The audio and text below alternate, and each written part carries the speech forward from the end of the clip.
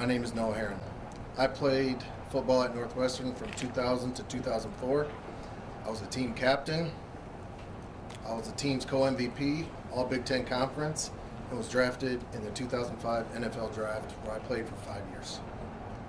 I stand here not only as a victim of impact bias and racism at Northwestern University by coaches, trainers, staff, but also as an advocate on behalf of my former teammates, fellow Northwestern athletes, and as a parent, demanding that the toxic culture of racism, sexualized hazing that Northwestern promoted and tolerated for numerous decades ends today.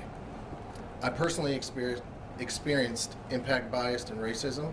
I witnessed fellow teammates experience the same. Northwestern not only treated players of color differently than our white teammates, but they tried to conform us in our appearance to resemble our white teammates, or what Northwestern would consider the Wildcat way.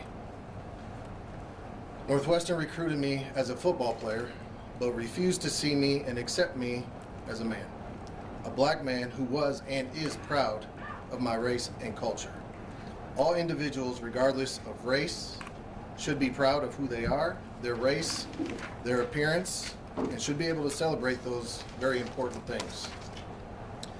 Instead of not just appreciating my football abilities and also who I was as an individual, Northwestern demanded that me and fellow teammates of color conform to this Wildcat way, meaning a white appearance. As a young black man, I was proud of my braided hair.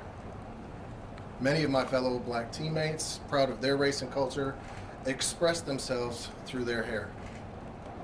Our hair did not affect our performance on the field, preclude the protections of our helmets, or interfere in games or practices.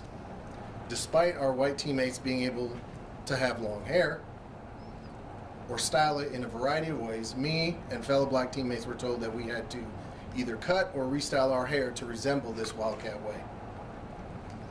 White teammates were permitted to have their hair long, but players of colors with braids or longer were told they have to cut it.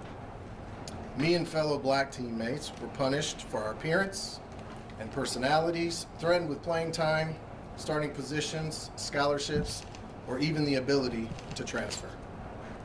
At the Alamo Bowl in 2005, 2 of my black teammates were physically punished in such a severe manner that it was referred to as the Christmas Massacre. The head coach told 2 white position coaches that if these 2 black players were able to walk off the field after their punishment, that they themselves would be fired. The physical punishment was so severe that one of my brothers, a grown man, defecated himself and needed to be carried off the field. That was the culture.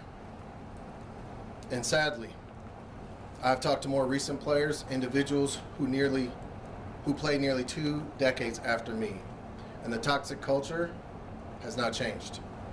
A culture of threats, abuse, coercion for forced compliance into the Wildcat way. I'm proud to be a black man, proud to be a former colleague and professional football player. I have tremendous love and respect for all my brothers that I've played with. I stand here as a man, a black man, condemning the actions of Northwestern University, their coaches, trainers, and staff who enabled and tolerated a racist culture. I demand that Northwestern University be held accountable for decades of abuse of young individuals, and demand that they and other institutions change the toxic cultures that have been enabled for way too long. Racism at Northwestern must end.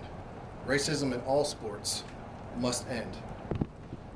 Those that have enabled or participated in this conduct need to be held accountable.